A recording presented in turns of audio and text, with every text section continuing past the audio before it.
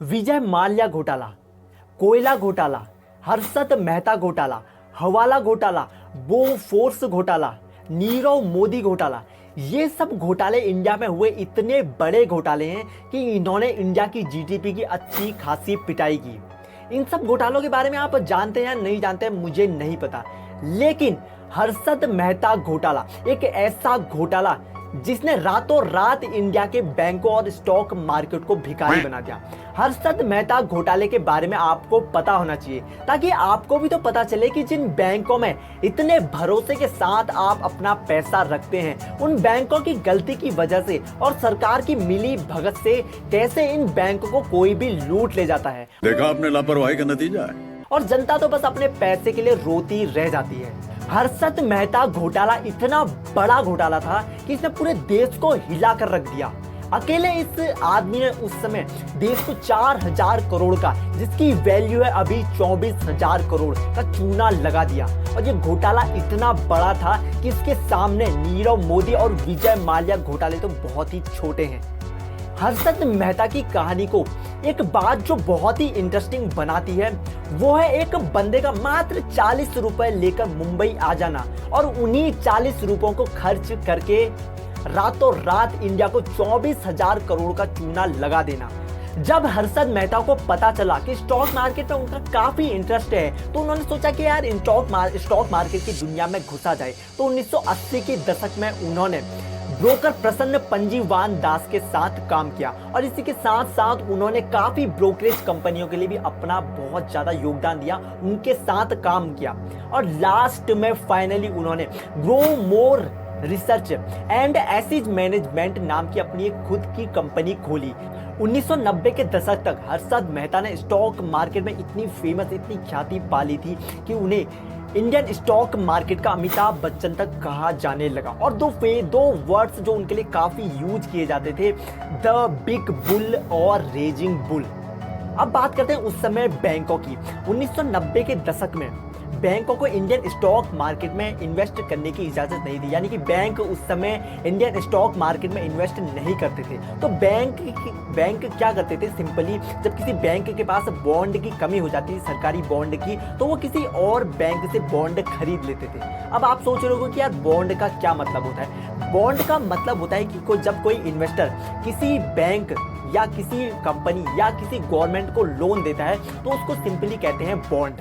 1990 के दशक में बैंक इंडस्ट्री में बॉन्ड खरीदना और बेचना बहुत ही आम बात हुआ करती थी। तो उस समय काफी नॉर्मल सी बात थी। इसी बात का फायदा उठाया उस बंदे ने, यानी कि हर्षद मेहता ने। हर्षद मेहता कई बैंकों के बीच ब्रिज का काम करते थे। अब इसे एक एग्जांपल से समझते हैं कि एक्चुअल में होता क्या था। तो जैसे दो बैंक हैं, B1 और B2।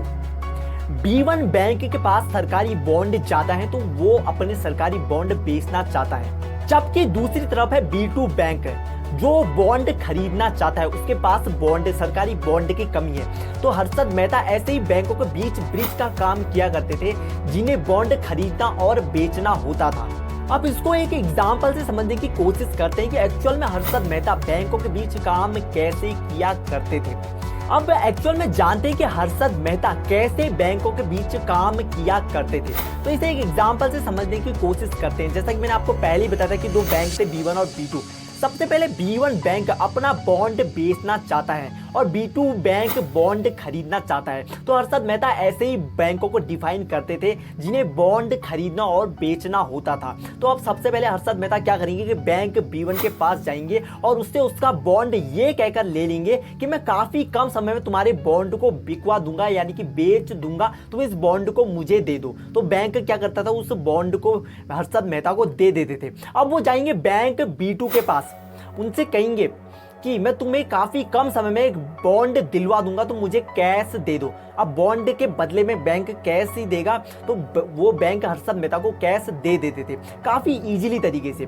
हर्षद मेहता का पर्पस, यहाँ पर जो उनका मेन पर्पस था वो पूरा हो जाता था कि बॉन्ड बेचने और खरीदने के नाम पर उनके पास पैसा आ जाता था। अब एक बहुत बार मैंने एक वर्ड यूज किया, ब्रोकर।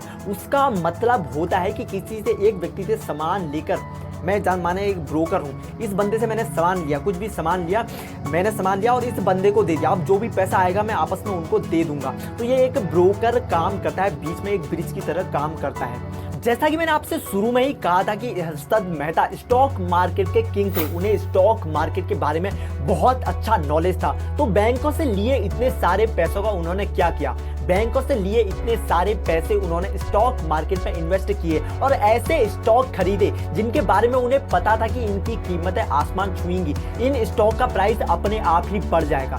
इसका एक एग्जांपल है एसीसी सीमेंट कंपनी, जिसके स्टॉक का प्राइस सिर्फ 3 महीनों में 200 रुपए से बढ़कर 9,000 रुपए हो गया।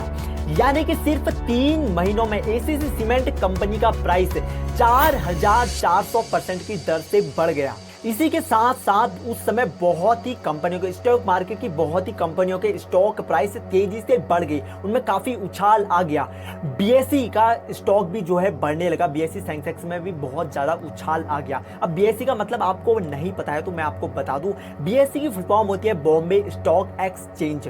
ये बेसिकली स्टॉक मार्केट का एक इंडेक्स होता है, जैसे आपने अपनी कॉपीज में इंडेक्स बनाते हैं, चैप्टर के इंडेक्स बनाते हैं, वैसे ही बीएसई में इंडिया के 12 सेक्टर्स की, इंडिया के जो 12 सेक्टर्स हैं, वो कोई भी सेक्टर्स हो सकते हैं, उनकी टॉप 30 कंपनीज लिस्टेड हैं। यानी कि बीएसई में इंडिया की टॉप 30 कंपनी के चैप्टर के नाम भरे गए हैं, जैसे आप अपनी कॉपी में भरते हैं। तो उस समय लोगों को लगा कि इतना उछाल स्टॉक मार्केट में आ रहे हैं, स्टॉक मार्केट में स्टॉक के प्राइस बढ़ रहे हैं, तो लोगों ने उस समय स्टॉक मार्केट में अपना अंधा पैसा लगा दिया और बहुत सारा पैसा लगाया, बहुत ही बड़ी मात्रा में पैसा लगाया। लेकिन पैसा लगाया तो लगाया, 1992 में स्टॉक मार्केट क्रैश कर गया और जो लोगों ने अपना अंधा पैसा लगाया था उनका सारा पैसा डूब गया, लोगों को बहुत सारा नुकसान हो गया। और इसी के साथ साथ हर्षद मेहता भी अपना प्रॉफिट अब नहीं बना पा रहे थे, क्योंकि मार्केट क्रैश कर गया। यार अगर मार्केट क्रैश का मतलब आपको नहीं पता है तो मैं बता दूं, जैसे मैंने आपसे कहा कि किसी भी स्टॉक की प्राइस सडन बढ़ रहे थे,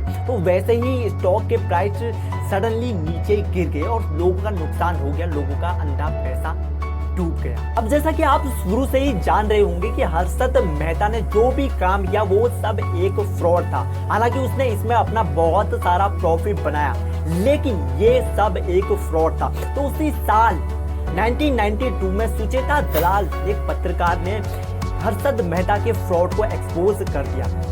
सुचेता दलाल ने 23 अप्रैल 1992 को हिंदुस्तान टाइम्स के एक कॉलम में हर्षद मेहता घोटाले को एक्सपोज किया। इस घोटाले को एक्सपोज करने के 2 महीने से भी कम समय में स्टॉक मार्केट को 1 खरब रुपए का नुकसान हुआ। तो यार ये तो था हर्षद मेहता की लाइफ का पार्ट 1 कि कैसे उसने देश की जनता को बेवकूफ बनाकर लूटा। लेकिन इसके बाद क्या हुआ, कौन इस स्कैम से जुड़ा हुआ था, कैसे देश की जीडीपी गिर गई, ये जानेंगे किसी और वीडियो में। अगर आपको जानना है तो मुझे कमेंट करके जरूर बताना। और यार आप यहाँ तक आ चुके हो तो चैनल को सब्सक्राइब कर लो, और वीडियो इतनी इन्फॉर्मेटिव है तो इसको लाइक करना तो बनता ही है। और दोस्तों आज की वीडियो में इतना ही, मिलते हैं किसी अगली इन्फॉर्मेटिव वीडियो में। तब तक के लिए हंसते रहो, मुस्कुराते रहो और खुशियां बांटते रहो। Bye bye.